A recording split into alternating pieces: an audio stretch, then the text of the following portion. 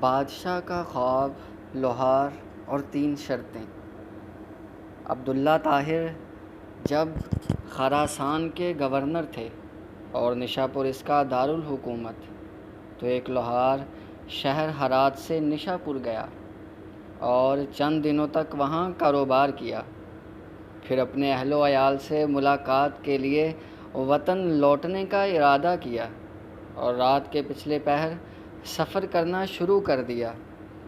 انہی دنوں عبداللہ طاہر نے سپاہیوں کو حکم دے رکھا تھا کہ وہ شہر کے راستوں کو محفوظ بنائیں تاکہ کسی مسافر کو کوئی بھی خطرہ لاحق نہ ہو۔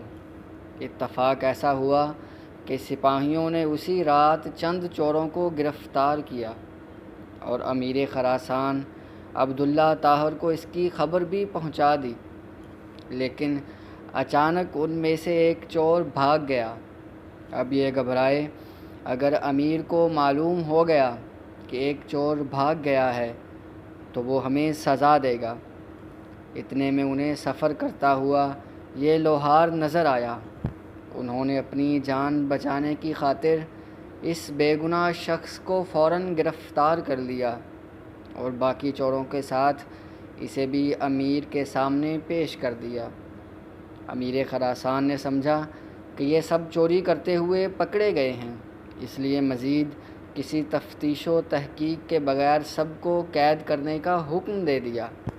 نیک سیرت لوہار سمجھ گیا کہ اب میرا معاملہ صرف اللہ جل شانہ کی بارگاہ سے ہی حل ہو سکتا ہے اور میرا مقصد اسی کے کرم سے حاصل ہو سکتا ہے۔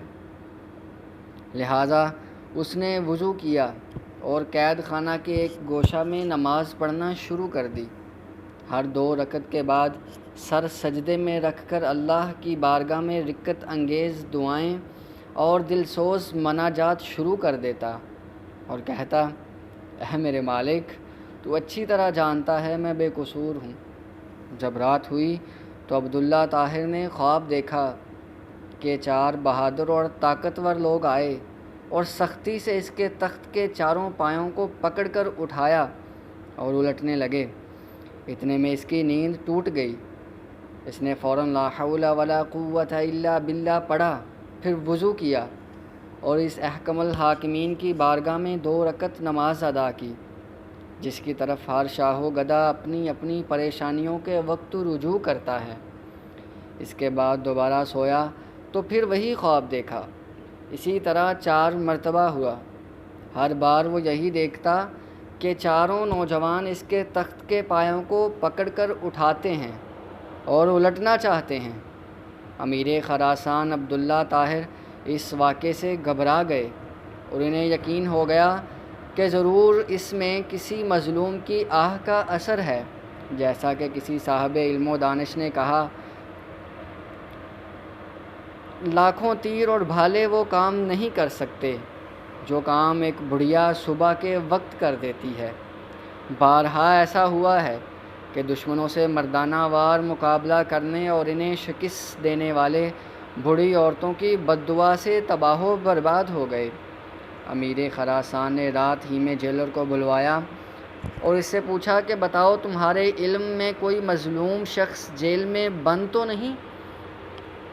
جیلر نے عرض کی، عالیجا، میں یہ تو نہیں جانتا کہ مظلوم کون ہے، لیکن اتنی بات ضرور ہے کہ میں ایک شخص کو دیکھ رہا ہوں جو جیل میں نماز پڑھتا ہے اور رقت انگیز دلسوز دعائیں کرتا ہے۔ امیر نے حکم دیا اسے فوراً حاضر کیا جائے۔ جب وہ شخص امیر کے سامنے ہوا تو امیر نے اس کے معاملے کی تحقیق کی۔ معلوم ہوا کہ وہ بے قصور ہے۔ امیر نے اس شخص سے معذرت کی اور کہا، آپ میرے ساتھ 3 کام کیجئے۔ نمبر 1، آپ مجھے معاف کر دیں۔ نمبر 2، میری طرف سے 1000 درہم قبول فرمائیں۔ نمبر 3، جب بھی آپ کو کسی قسم کی پریشانی درپیش ہو تو میرے پاس تشریف لائیں تاکہ میں آپ کی مدد کر سکوں۔ نیک سیرت لوہار نے کہا، آپ نے جو یہ فرمایا کہ میں آپ کو معاف کر دوں تو میں نے آپ کو معاف کر دیا، اور آپ نے جو یہ فرمایا کہ 1000 درہم قبول کر لوں تو وہ بھی میں نے قبول کیا، لیکن آپ نے جو یہ کہا کہ جب مجھے کوئی مشکل درپیش ہو تو میں آپ کے پاس آؤں، یہ مجھ سے نہیں ہو سکتا۔ امیر خراسان نے پوچھا، یہ کیوں نہیں ہو سکتا؟ تو اس شخص نے جواب دیا کہ وہ خالق و مالک جل جلالہ جو مجھ سے فقیر کے لیے آپ جیسے بادشاہ کا تخت ایک رات میں 4 مرتبہ اوندھا کر سکتا ہے، تو اس کو چھوڑ دینا اور اپنی ضرورت کسی دوسرے کے پاس لے جانا اصول بندگی کے خلاف ہے۔ میرا وہ کون سا کام ہے جو نماز پڑھنے سے پورا نہیں ہو جاتا کہ میں اسے غیر کے پاس لے جاؤں؟ یعنی جب میرا سارا کام نماز کی برکت سے پورا ہو جاتا ہے تو مجھے کسی اور کے پاس جانے کی کیا ضرورت ہے؟ تو اس سے یہ ثابت ہوا کہ نماز ہماری زندگی میں کتنی اہمیت رکھتی ہے۔ ہر وہ کام جو ناممکن نظر آتا ہے، نماز کی برکت سے انشاءاللہ اللہ اسے ممکن بنا دیتا ہے۔